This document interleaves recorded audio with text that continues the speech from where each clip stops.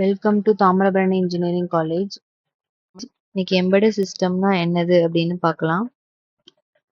Embedded சிஸ்டம்னா என்னது அப்படின்னா, it's a combination of hardware and software.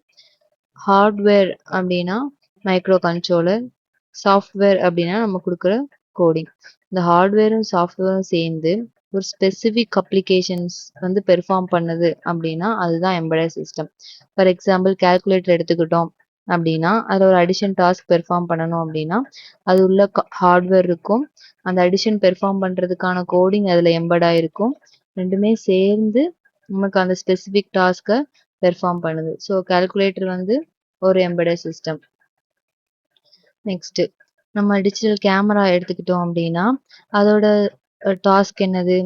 இமேஜை கேப்சர் பண்றது. ஹார்ட்வேர் இருக்கும், அந்த ஹார்ட்வேர்ல இமேஜை கேப்சர் பண்றதுக்கான சாஃப்ட்வேரை நம்ம எம்பெட் பண்ணுவோம். ரெண்டுமே சேர்ந்து நமக்கு இமேஜை கேப்சர் பண்றதுக்கு ஹெல்ப் பண்ணுது. ஸோ ஹார்ட்வேரும் சாஃப்ட்வேரும் சேர்ந்து ஒரு ஸ்பெசிஃபிக் டாஸ்க், அதாவது இமேஜை கேப்சர் பண்றதுனால நம்மளுடைய டிஜிட்டல் கேமராவும் ஒரு எம்பெடட் சிஸ்டம் தான். நெக்ஸ்ட் நம்ம வீட்டில் உள்ள ரெஃப்ரிஜிரேட்டர். இந்த ரெஃப்ரிஜிரேட்டரோட பர்பஸ் என்னது? உள்ள பொருள் எல்லாமே கெட்டு போகாம இருக்கிறதுக்கு தான். கெட்டு போகாம இருக்கிறதுக்கு ஒரு கான்ஸ்டன்ட் டெம்பரேச்சரை வந்து இந்த ஃப்ரிட்ஜ் மெயின்டைன் பண்ணும். ஸோ அதுக்கு உள்ள என்ன மைக்ரோ கண்ட்ரோலர் இருக்கும், அந்த மைக்ரோ கண்ட்ரோலர்ல அந்த டெம்பரேச்சரை மெயின்டைன் பண்றதுக்கான கோடிங்கை எம்பெட் பண்ணியிருப்போம்.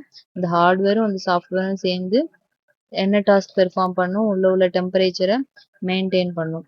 ஸோ ரெஃப்ரிஜிரேட்டரும் ஒரு எம்பெடட் சிஸ்டம்.